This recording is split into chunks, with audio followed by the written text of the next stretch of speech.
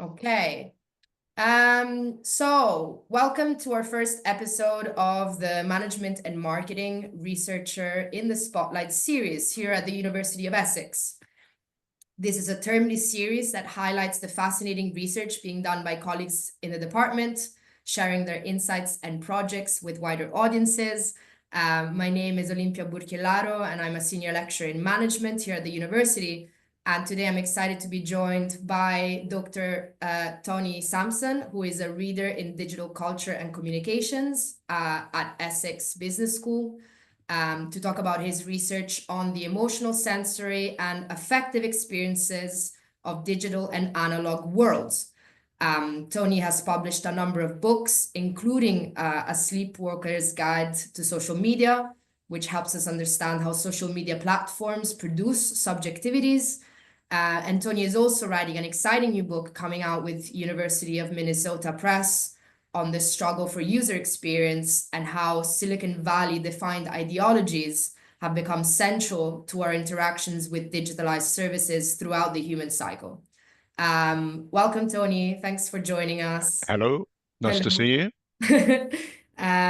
So I think to start us off, I was really interested in knowing how you first came to focus on social media, affect, and what you call the experience economy in your research.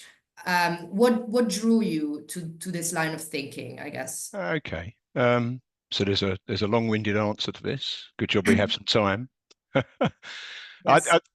I've started a talk recently to an HCI conference in London by saying I think you're very much shaped by the institution you studied at. You know, the kind of not everybody, but some people, and I read it somewhere as well. So my first degree was a bit of an unusual one in the fact that it was in a mathematics and computing faculty, but it had a very strange media theory kind of element to it. It's almost like the optionality was there to do media theory. So I was meeting kind of Marxist media theorists alongside people interested in computing. And I found the only common sort of area where these sort of converged, interestingly, was around human computer interaction. So I kind of got onto that quite quickly. And I've been over the years throughout all of my work, really trying to work out a kind of critical path that ticks that kind of media theory angle, I suppose, but also squarely fits in with the debates going on in computers, digital, and particularly around the sort of transitions in various HCI movements. So if you then fast forward a little bit, there's a kind of standard text in HCI called The Three Paradigms of HCI, which was sent to me actually by Matthew Fuller. I don't know if you know Matthew Fuller, but of software studies kind of fame. You know, again, another kind of critical way of looking at software. And it was really interesting. I mean, the three paradigms are literally ergonomics, then kind of a cognitive HCI, and then it moves into something else, which they call kind of situated interaction. But and it's also got a lot of phenomenology in it as well. But if you kind of think what it is, it actually moves into kind of an experiential paradigm. And I just become absolutely fascinated with that because, you know, if you're interested in reading any kind of philosophy, um, that whole kind of term around experience of what is experience is really, you know, is along with consciousness probably is probably the big question, you know. Mm. Yeah, and I think maybe that's why a lot of the questions I wanted to ask were about experience. But I was also incredibly fascinating. Much of your writing engages, and I think this relates to the question of experience. The figure of this somnambulist or the what you call the sleepwalker. And I found this figure absolutely fascinating. And I wonder if you can tell us a bit about what this means in the context of your research and what drew you to this figure. And I guess what does it help us express about the nature of experience and users today? Yeah. Yeah. Okay. Yeah. So there's very much, you know, centered around these two questions, isn't it? About consciousness or non-conscious, where we probably might get to talk about, and experience. So my sort of research trajectory started with discussing virality. I published a book in 2012 by that title, and to make it distinct from some other similar texts around at the time by some of my dear friends, I was pushed towards looking at the work of Gabriel Tard, sort of French sociologist who actually, when I started, to be fair to me, he wasn't quite as popular as he became by the time I published the book. It's almost like the bandwagon had started, and I picked up on the early sort of trail of it. But so in terms of sociological kind of frames, you had Durkheim pretty much ruling the whole of kind of sociological theory for many, many years. And then this kind of figure of Tard was pushed back into the kind of picture. And historically, it goes back to a debate Tard had with Durkheim at the very kind of turn of the century. Anyway, to cut a long story short, he introduces the figure of the sleepwalker. The somnambulist is Tard's, and I was just absolutely fascinated because I've always kind of been drawn towards more affect theory ideas. I don't really do. Funny if you mentioned, about how subjectivity is made. I don't think it is actually ever made. I think it's continually in the making. I've kind of come from a theoretical point of view where subjectivity isn't fixed, isn't bound. It's fluid, it moves, all the kind of cliche things we can say about it. But Tard, very earlier on, unlike Durkheim, kind of produced something towards an answer for that with the Sleepwalker. If you're going to summarize it in a real easy to understand way, it's that you can never consider kind of the conscious subject without thinking about its relationship to other subjects. So you can't think of the self without considering the self being overlapped with the other, right? So it's one way of thinking of it. I think also it becomes such a kind of monadic kind of relationship that it's not even actually about the subject, it's about the relation itself and how much we carry in our kind of consciousness and subjectivity, which is just about relationality rather than it is about, contained subjectivity. Mm. So that's that's the easy answer. So Tard really, introduced this term, and what I've done is I kind of picked it up in virality, and then I did a book after that called The Assemblage Brain, and I kind of run with it even further. Because when you start reading, and the second book was called The Assemblage Brain, and I started reading a lot of theoretical neuroscience, and of course, again, this question of consciousness comes up, and it's just so open and so ripe for speculation. But when you start getting those kind of neuroscientific theories that kind of argue against Freudian unconscious, and they start to discuss things like the non-conscious, you Mm. do see a really interesting parallel with some of those arguments and what Tard was saying.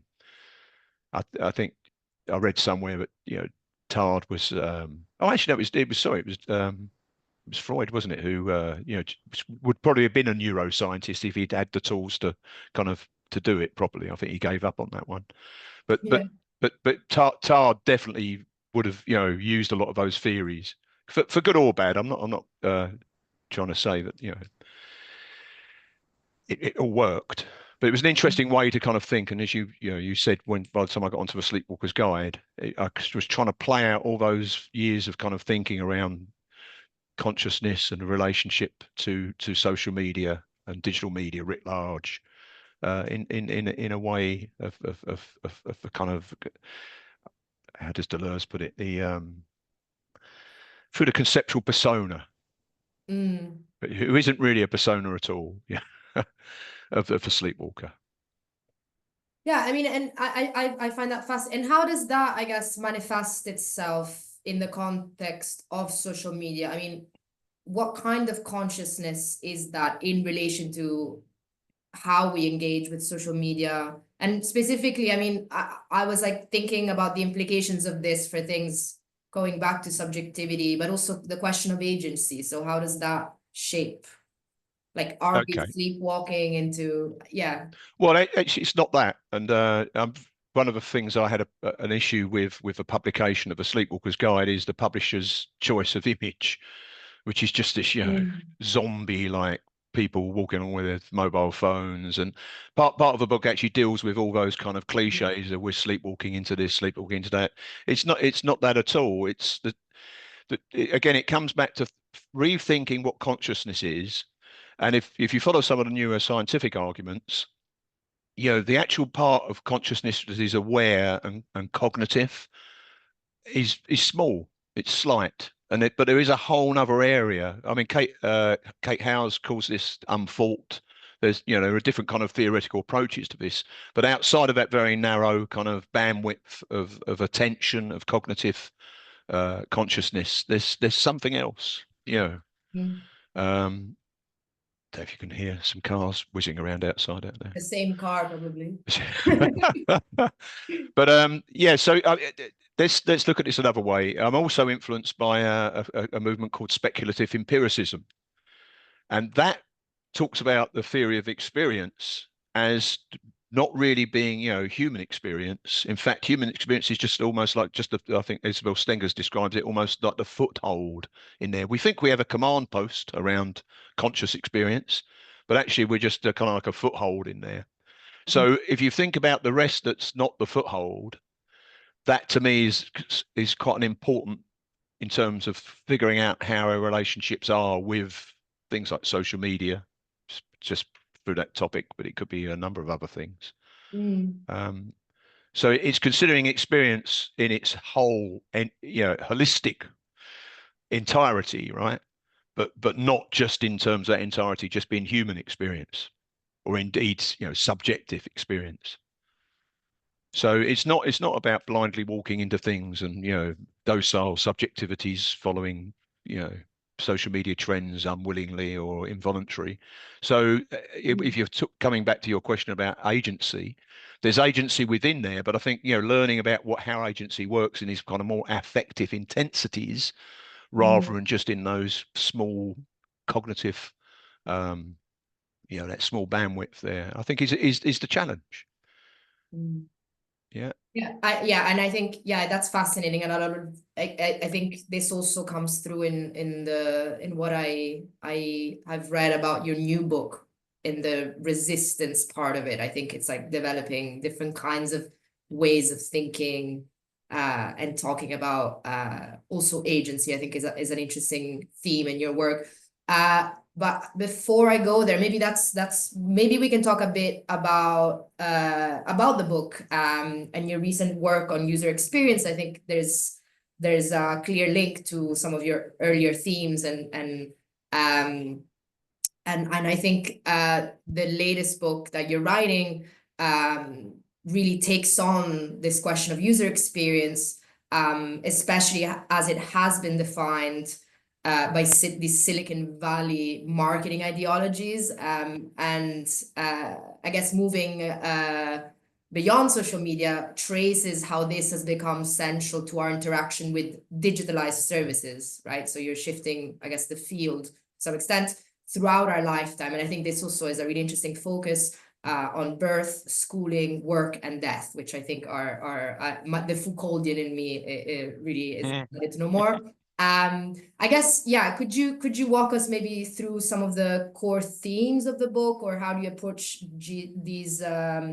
these questions, and I guess how user experience connects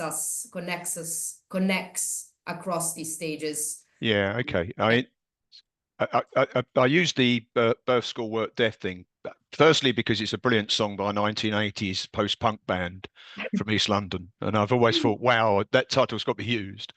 But yeah, I mean, it's got the Foucauldian thing. Our good friend Peter Bloom also reminded me. Of course, it's the cradle to grave Mm, public services, which is mm, where the book actually picks up, because it's very much about the incursions of that kind of Silicon Valley UX version of experience in public services. So that's why it's birth, school. Even with work, it's about really the kind of areas of work-life balance. So it's not just about work; it's about the way that work becomes, kind of territorializes the whole of kind of experience at a certain point in a person's life. So that's why I picked on that kind of thing. But yeah, I mean the Foucauldian thing runs writ large through it, of course. So where would I start with this? One of the reviews for the publisher actually said this is they knew my work, which is probably my most accessible work to date.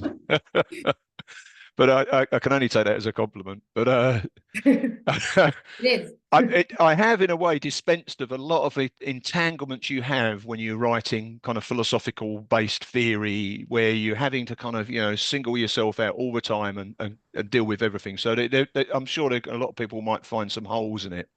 But I thought I've got to go right into what I'm trying to deal here which is a struggle for experience. Mm, Um, so on one hand, you have this kind of idea that there's a kind of commodification of experience, if you like.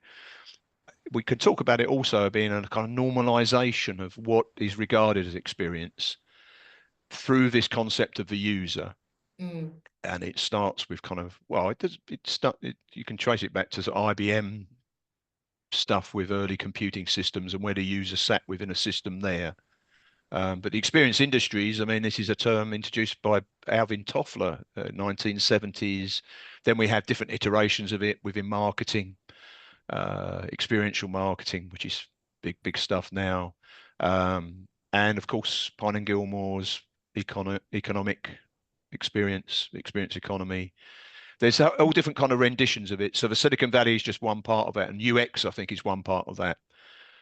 But it's heading towards a kind of normalization of the user. But what I've been interesting is the way that there's a kind of a stakeholder neutrality going on here. If you say you're designing for the user, and nobody's ever against usability, and that's a quote directly from Don Norman, it's difficult to confront it. It's difficult to say, well, actually, no, this is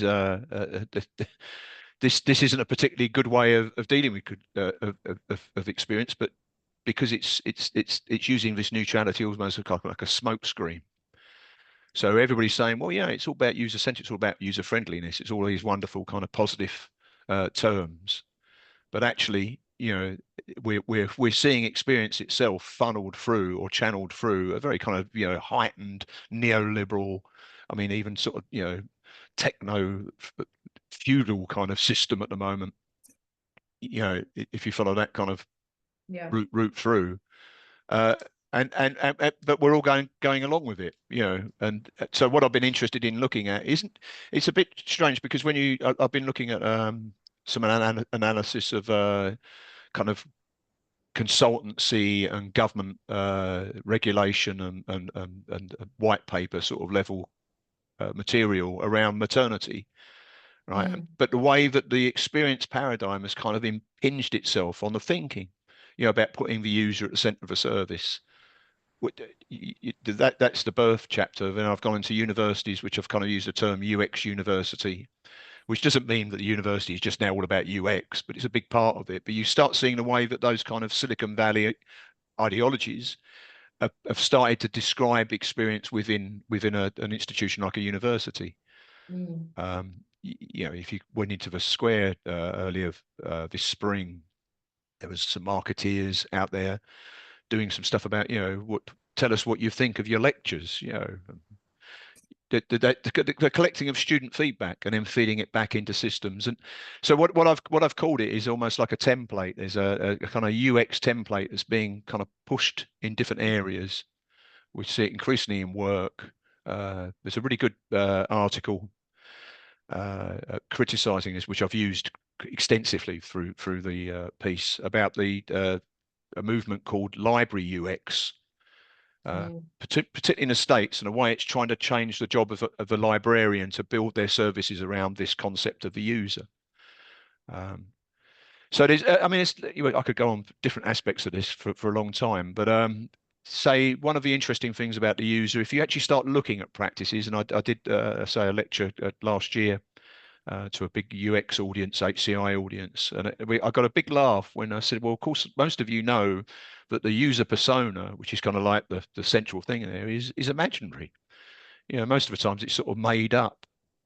And of course, as someone pointed out the other day to me, as more AI constructs these, it won't even be human at all. It'd just be a thing. So the whole kind of construct of the user in that sense is based on this kind of imaginary figure. which essentially is kind of a neoliberal entrepreneurial thing, but Mm, that to me even seems to be going in even more crazy directions. So mm. that's without getting too into the kind of theory side, that's the kind of driving force behind it. Um, Yeah, and I think this connects quite well to the next question, which is I wanted to know, I guess, what is at stake politically? So this is like the ways in which user experience is being defined, and in the book you trace the ways in which this can be seen as a, I guess, a project of, I mean, I would call it normalization, or, you know, a specific kind of way of understanding user yeah, experience, as opposed to what? I mean, I found this fascinating term that you use, which is the idea of collective experiment. So you sort of, you say that you've argued that user experience frame, these kinds of user experience frameworks silence alternative understandings of experience. And actually in the book, really, I think you not only encourage, but actually really call for designers to adopt more collective experiments in user experience. And I was interested, maybe if you could talk a bit more about what these other alternative understandings might be. How do they unsettle the sort of dominant ideologies, and yeah. where do you see these spaces of alternatives or Okay. challenge emerging, I guess? Okay. I mean, a whole argument about, experience is very old. I was interested, my in point initially, and it's still kind of a big influence in the way I looked at it, was the comparison between kind of conservative versions of experience. So in the UK, we got Edmund Burke, Mm, Oakeshott, and they're almost, you could call almost sedimented kind of experience, very conservative way of it's the opposite to experimentation. So experience is about learning from what happened before, but making sure that nothing changes, that it stays the same. mm, Um, Whereas when you start looking at maybe the work of the American pragmatists, I'm quite interested in John Dewey, actually. I mean, John Dewey, and I did some stuff about him a while ago, was very influenced by Alfred North Whitehead. And there's a really interesting emergence there about experimentation and experience, which is something is radical and keeps on changing and opens up very much to kind of collectivity. There's a pragmatist version of experience that doesn't really have a subject and an object in it at all, which really appealed to me. But when you look a little bit at the pragmatist movement, it's full of faults and issues, and also when you look at the way that Silicon Valley experience works out, it has a radicalness to it as well, of course. mm, So you kind of become a little bit constrained by the conservative radical split. So theoretically, I've tried to go in there and kind of prise that open. One way is to look at enslaved experience, so-called marginalized, so-called beautiful experiments in experience, Sadiya Hartman, those sort of mm, things. I mean, one of the things I also looked at was, and not without critique again from Hartman, about W.E.B. Du Bois, who was actually working with William James, and so has a very kind of pragmatist kind of bend to his work. And I think there's a way into kind of looking at experience in the so-called margin, which is because something's normalized, things get pushed to the mm, margin. It's a fake thing, isn't it? But exploring what they are, and my buzzword is, we don't need optimization of experience. We need liberation of experience, the freedom to kind of experience what you want to experience. There's a lovely thing where you read Dewey on careers. It's got nothing to do with careers, as in my career as a professional. It's about literally like movement, a careering. The word mm, career is about movement, and it's about free movement. It's about, you know, more than just a strategy and a user at the sort of center of it. I found the kind of idea of collectivity a little bit complicated because, again, I think in a similar way to uh, the way that the way that neoliberalism kind of has hijacked a lot of the radicalness about the way experience works. Anyway, similarly, I think we've got a huge problem with the way it kind of does the same with collectivity and notions of community. It's very difficult to to say what that community is. But I suppose coming back to my earlier points about experience, it's more about the relation than it is the kind of the fixed point. Yeah. And it's also in a very Whiteheadian way and this speculative empiricist kind of way, not just about human experience. You know, the full kind of holistic entity of experience is much, much bigger than that. So each chapter, just to get a little bit more concrete here, actually has a section called Experiments with Experience. And it kind of tries to initially explain the kind of way in which experience has been imposed on either work, birth, school, work, death, and kind of critically unpick that, and then push some sort of other kind of idea around, with birth, for example. I was looking at surrogacy, the experience of that, with death. I started looking at the differences between the experiences of actually pragmatists who have all the big pragmatists in American pragmatism experienced infant loss of their own. And I just thought it was really interesting to look at their experience, because actually then that considerably contrasts with W.E.B. Du Bois, who had similar experience, but his experience was radically different to James and Dewey. So, it's just interesting ways to prise open experience and find out what the experience of death is, as opposed to the one which we're getting with Silicon Valley. Which, to quote one of the brilliant UX websites, is something like make the most out of your funeral biz. Use UX to. I mean, it's too much of an easy target, really. But that must have been fun to look through all these. Yeah, it was. Yeah, I got halfway through looking at deaf ones, and it became almost like a kind of like a comedy book, because they were so crass, the kind of attempts to get UX into the kind of funeral business. But I actually finished middle of a chapter and just say this is too much of an easy target. Why not? Well, thank you. So, I mean, what I actually, I love that actually, rather, it feels like what you're describing is really a struggle over what makes us human. And actually, I find that fascinating in some ways. But I think, thank you for sharing your time and your insights. I feel like we could keep this conversation going much longer, but we'll have to wrap it up here. That's fine. And thank you so much, Tony. And thank you so much for joining us. And thank you to everyone watching. We hope you've enjoyed this and that it sparked your curiosity about the exciting research that Tony is doing and that is happening in our department. Thank you so much. See you next time. Thank you. Cheers, Olympia. Bye-bye. Bye.